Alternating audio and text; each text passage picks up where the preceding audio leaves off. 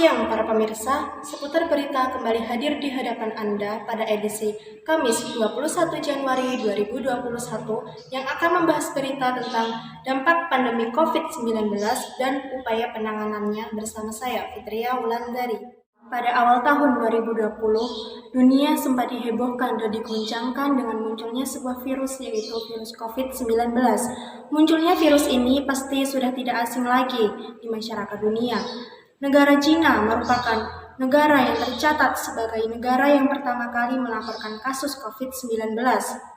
Dengan seiringnya waktu, COVID-19 merebak ke seluruh dunia, termasuk negara kita, negara Indonesia. Rumah sakit di berbagai daerah sudah penuh dengan para pasien yang sudah terpapar virus COVID-19 ini. Di setiap harinya, angka dan grafik yang terkena virus ini terus bertambah naik. Tetapi ada juga yang sudah dinyatakan sembuh, bahkan ada yang dinyatakan meninggal.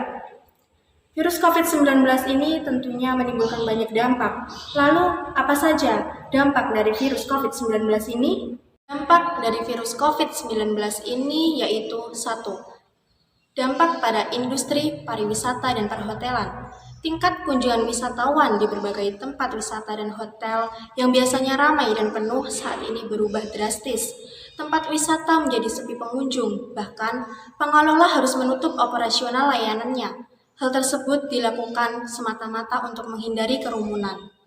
Hal ini mengakibatkan masyarakat takut dan meningkatkan kewaspadaan sehingga mereka memilih untuk tetap di rumah dan mengurangi aktivitas di luar rumah.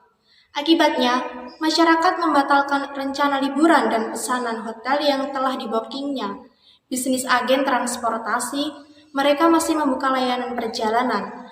Namun, jumlah dan kapasitas penumpang maksimal tentu harus dibatasi. Perusahaan kereta api dan penerbangan tentu akan menerapkan physical distancing terhadap penumpangnya sehingga terdapat jarak aman antar penumpang satu dengan penumpang lainnya.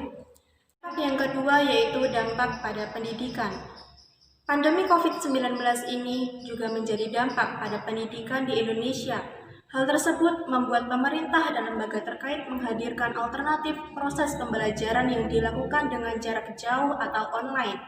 Pembelajaran online ini dilakukan oleh semua pelajar baik tingkat prasekolah dasar dan menengah hingga tingkat mahasiswa. Dengan belajar di rumah, orang tua dituntut untuk memaksimalkan belajar putra-putrinya. Pembelajaran daring ini memungkinkan sebagian orang tua merasa stres dalam mendampingi anak-anaknya dalam proses pembelajaran. Selain peran orang tua, para pelajar juga mengalami kendala sinyal ketika proses belajar. Belum lagi alamat server yang sulit dijangkau. Tentu ini akan menyebabkan para pelajar dan mahasiswa merasa kurang nyaman dan mengalami kesulitan. Yang ketiga yaitu dampak pada perekonomian. Kementerian Keuangan telah mencatat dampak utama merebaknya COVID-19 bagi perekonomian Indonesia mulai dari tenaga kerja hingga kinerja industri di tanah air. Pengaruh merebaknya pandemi COVID-19 ini bagi ekonomi Indonesia yaitu seperti banyak pekerja yang terkena PHK, kontraksi PMI manufacturing, kinerja impor, dampak inflasi, pembatalan penerbangan, menurunnya jumlah wisatawan, kehilangan pendapatan sektor layanan udara, dan penurunan okupansi hotel. Sejak memasuki tahun 2020, dunia diguncang oleh wabah virus COVID-19 yang menyebar cepat ke seluruh dunia. Hal ini mendorong pemerintah Indonesia untuk cepat melakukan upaya dan kebijakan penanganan virus COVID-19. Lalu, upaya apa saja yang dilakukan oleh para pemerintah untuk penanganan COVID-19 ini? Tindakan awal yang dilakukan oleh Presiden Bapak Joko Widodo adalah dengan memerintahkan Kedutaan Indonesia di Cina untuk memberikan perhatian khusus terhadap WNI yang terisolasi di Wuhan, Cina. Daerah menyiagakan 100 rumah sakit dan 135 bandara dan pelabuhan internasional dengan memasang alat pendeteksi suhu tubuh. Upaya preventif lainnya adalah dengan melakukan pengawasan ketat di jalur masuk ke Indonesia dari negara lain meliputi bandara, pelabuhan, dan pos lintas darat. Berkaitan dengan petugas medis, Anung menjelaskan pentingnya memakai pelindung lengkap saat menangani pasien yang terinfeksi virus COVID-19. Maret 2020 terjadi babak baru dalam penanganan COVID-19. Langkah strategis yang diambil pemerintah terutama dalam bidang kesehatan yaitu rumah sakit rujukan ditambah.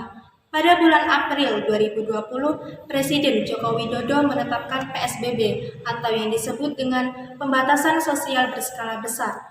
Provinsi yang melakukan PSBB adalah Jakarta dan provinsi-provinsi lainnya di Indonesia mengikutinya. Pada bulan Mei 2020, Presiden melarang mudik. Pasalnya, pada tanggal 24 sampai tanggal 25 Mei 2020 merupakan Hari Raya Idul Fitri. Untuk mengantisipasi resiko penularan, Presiden melakukan rapat tentang larangan mudik. Memasuki pada bulan Juni 2020, Indonesia memasuki masa normal baru. Tidak dipungkiri, dengan adanya pembatasan aktivitas masyarakat, maka pertumbuhan ekonomi Indonesia cenderung mandek. Demi mencegah situasi ekonomi Indonesia semakin tidak kondusif, pemerintah mulai melakukan relaksasi pembatasan sosial.